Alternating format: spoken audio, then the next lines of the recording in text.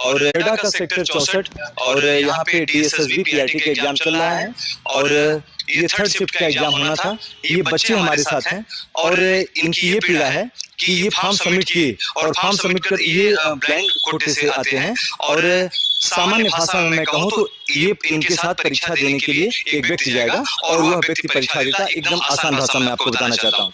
लेकिन हालांकि इसके पहले कई परीक्षाएं ऐसे दे चुके हैं, लेकिन आज परीक्षा देने से वंचित रह गए। ये छात्र हैं, परीक्षा चालू हो चुकी है और ये बच्चे सेंटर के बाहर हैं।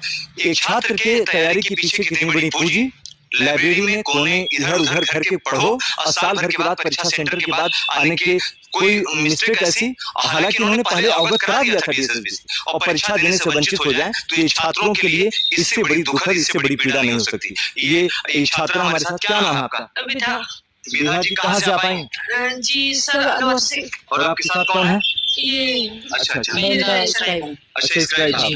तो ये बताएं कि फॉर्म जब आपने सबमिट किया था तो इसमें स्क्राइब के लिए आपने मेंशन किया था? जी सर। तो क्या यहाँ सेंटर पे आने के बाद क्या दिक्कत हुई? सर यहाँ पे मैं 3:50 पे पहुंच चुकी थी। अब ये लोग कह रहे हैं कि मैंने इनको मेडिकल दिखा दिया, UDID दिखा दी। अब ये लोग लिखवा के आ रहे हैं कि पेपर मेडिकल देगा आपका, कि आप जो विजुअली इम्पैक्टेड हैं कि आपको डॉक्टर से अभी लिखवा के लाना पड़ेगा। और सर सितंबर में स्टार्ट किया। सर मैंने पिछली साल ही नीट का पेपर दिया है। ये पिछले इतना बड़ा दुर्भाग्य कि एक डॉक्टर के द्वारा सत्यापित, सर टीचिंग का ही दिया है वो भी पेपर। एक डॉक्टर ने सत्यापित किया, तब ये हुआ कि नजरों का जो कमजोर नजरें हैं उसी कोटे में इनको सत्यापन के बाद ही शामिल किया गया और उसी कोटे में ये एग्जाम दे रहे हैं और अब सेंटर पे आने के बाद एक नया सर्टिफिकेट चाहिए। ये है एक दंश और ये सिस्टम का सबसे बड़ा भ्रष्टाचार। क्या करें आप? जी सर, दो सर्टिफिकेट है, ब्लाइंड का एक भी नहीं है, डिसेबिलिटी भी और UDID कार्ड, दोनों चीजें लाए। फोटो भी लाए। ये देखिए जो है कि एडमिट कार्ड है विवाह का और विवाह का एडमिट कार्ड है।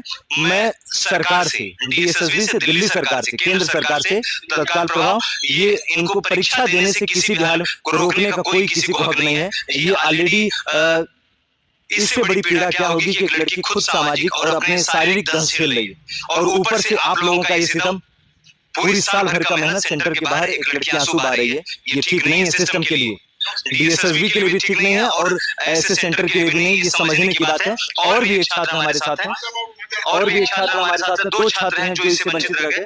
तो आप रिक्वेस्ट के तौर पर क्या कहना चाहते हैं, जल्दी बताइए।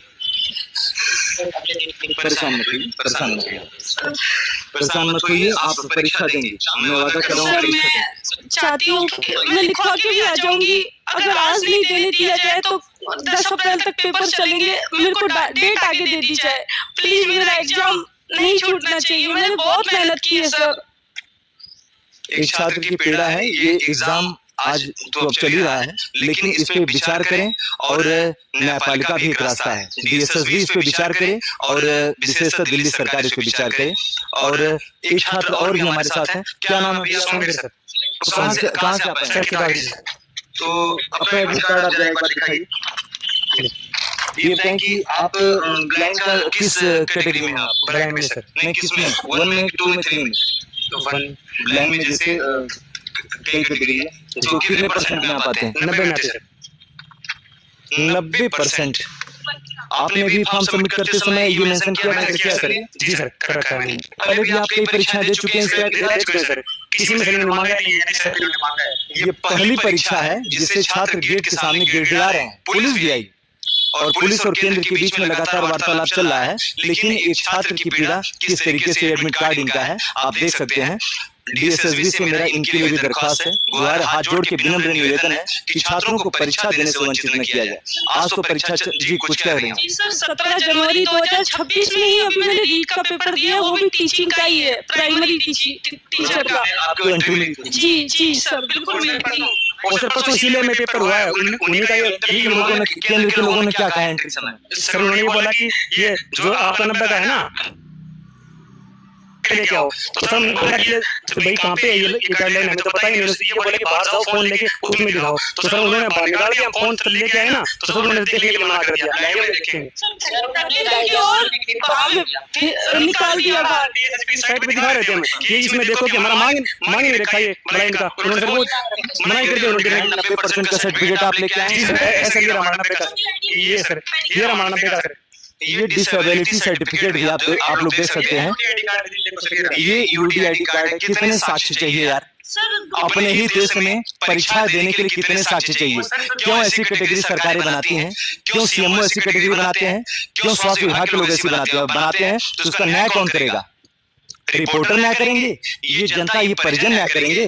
पुलिस न्याय करेगी? तो ये न्यायपालिका और ये बोर्ड किसके लिए बनते हैं भाई? परेशान करने के लिए छात्रों को। ये खुद परेशान है शारीरिक रूप से। कितना परेशान तुम लोग करोगे यार? बोला कि आप नियम में देख लो, अगर नियम में है ना तो हम परीक्षा नहीं देंगे। उन्होंने नियम में देखने के लिए मना कर दिया। फोन में देखा ही नहीं उन्होंने कि कहां रखा है। पेज नंबर 6 पे लिखा हुआ है कि ब्लाइंड्स और जो इनके लोकोमोटर है जिनके दोनों हाथ नहीं है, वो उनके लिए अनेजर खर्च की कोई जरूरत है नहीं। इंस्ट्रक्शन के जरा कॉलम नंबर 6 दिखाइएगा। ये पेज नंबर 6 पे दिखाना, वो जो सेंटर के बाहर हम लोग हैं। मेरे भी पास समय कम है। वीडियो जल्दी से जल्दी आप लोग इसको सर्कुलेट करें। हाँ एक बार जरा दिखाएं। Page number 6 point number 3, page number 6 और पॉइंट नंबर 6 में in case of person with disabilities in the category of blindness locomotor disabilities both arms only and cerebral palsy। ये साफ साफ लिखा हुआ, आप पढ़ सकते हैं जाके। एक 7-8 लाइन का एक कॉलम है। पॉइंट नंबर 3 में साफ साफ लिखा है कि जो 3 कैटेगरी जो कैंडिडेट है, बहुत हार्म्स वाले हैं, सेरेब्रल पाल्सी है और ब्लाइंडनेस है, इनको कोई अपेंडिक्स 1 नहीं चाहिए। इनसे अलग जो कैटेगरी है उनको ये अपेंडिक्स 1 चाहिए। लेकिन इसके आधार पे ये लोग एंट्री नहीं दे रहे। ये कह रहे हैं कि ये सबके लिए चाहिए। ये अपनी तरफ से अपने रूल बना रहे हैं। जो डीएसएसबी के साइट पे जो दिया हुआ है 12 सितंबर 2025 का नोटिस, ये उसको दरकिनार कर रहे हैं। सीधा सीधा बोल रहे हैं कि हम नहीं देखना चाहते, सबके लिए अपेंडिक्स 1 चाहिए।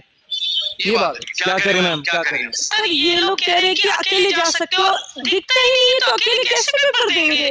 और हमने ये भी कहा कि हम अकेले चले जाएंगे, आप खुद से दे दो अपना राइटर, वो भी मना कर रहे हैं कि अंदर राइटर ये बोले कि हमें वो दिखाओ, गाइडलाइन दिखाओ आप लाके। तो सर हमने बाहर गए सर, बैग लेके हमने दिखाया ना, तो देखने के लिए मना कर दिया।